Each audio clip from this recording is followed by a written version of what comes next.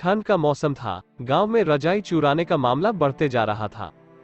मुझे ठंड में नई नई रजाइयाँ ओढ़ने में मजा आता है। मैंने गांव वालों की सारी रजाइयाँ चुरा ली।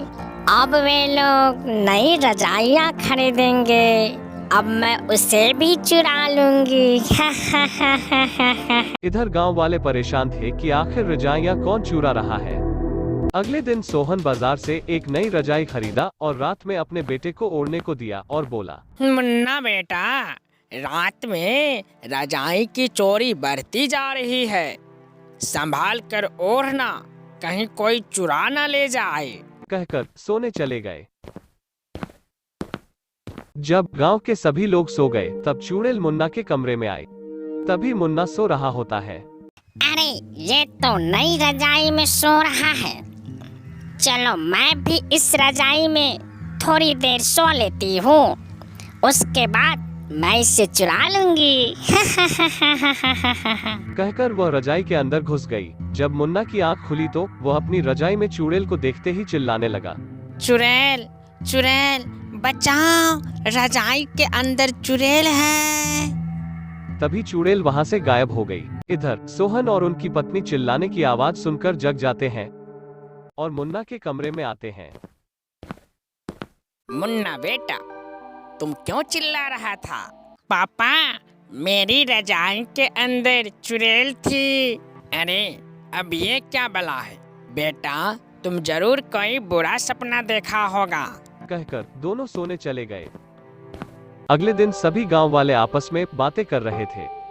क्यों भाइयों, कल रात किसी की रजाइयाँ चोरी तो नहीं हुई? नहीं भाई, रजाई तो चोरी नहीं हुई, परंतु मेरा बेटा रात में रजाई के अंदर चुड़ैल देखने का दावा किया।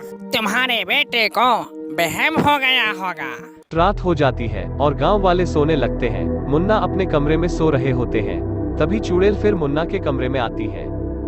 कल इसने मुझे देख लिया था, आज मैं इस रजाई को चुरा लूंगी।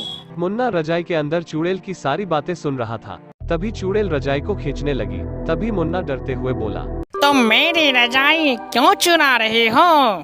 इधर सोहन और उनकी पत्नी खिड़की से सब कुछ देख रहा था। तभी चुड़ैल बोली, मुझे नई नई रजाइयाँ ओढ़ने में मजा आता है, मैं इसीलिए गाँव वालों की सारी रजाइयाँ चुरा रही हूँ।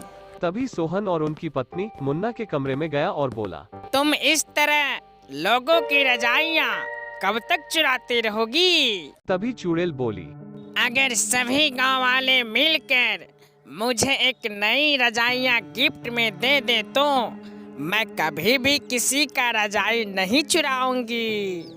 ये लो तुम्हारा गिफ्ट, बिल्कुल नई है। हम सभी गांव वाले आज ही इस रजाई को खरीद कर लाए हैं। अब मैं किसी की रजाइयाँ नहीं चुराऊंगी।